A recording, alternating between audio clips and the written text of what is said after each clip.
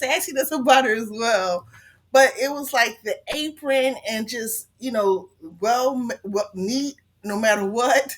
But, I also wanted to make sure that it was look close to her as well, but also like you said, gave that warm feel like we are having fun in the kitchen. you know that was my messed up ponytail. I mean, we didn't know what we was doing. We was just throw it in a ponytail.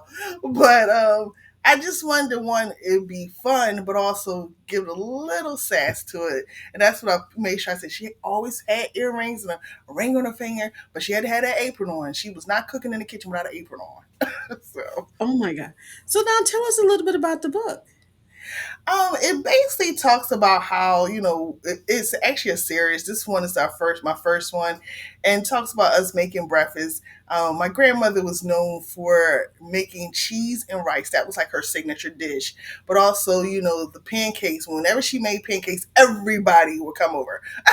So that was like a special thing. But like I said before, whenever she made anything in the kitchen, it was like always, Kim, taste it. Let me know what I'm missing, or Kim, what do you think? So I was that person, tasting everything. When she made sweet potato pies, I had the bowl because it was mine. you know. So, I had the Sweet bowl, when she potato made the pie. cakes. Yeah. So, I just wanted to take a piece of one of our times together and put it in a book. There were so many, but the breakfast part was always my favorite. And, it also brought my family together. Whenever everyone knew she was cooking breakfast, they would come over no matter what. And at the same time, she had, like, she knew, how to kind of love us in our own way. Like, she knew, like, this person was coming over at 1 o'clock, his plate was here.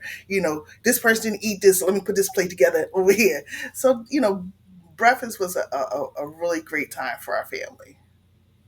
See, you guys did the breakfast. I remember my family would do the Sunday dinners, Always, yes, that and too.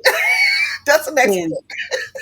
Thanksgiving, any holiday, it was just ridiculous. It didn't make no sense. On the Yes. holidays, how many pieces of ham?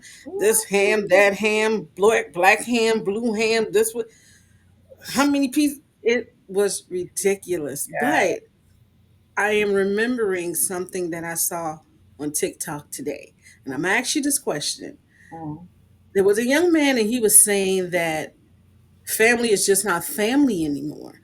And that's why I so much adored this book, because this is where I felt after this generation of the grandmas,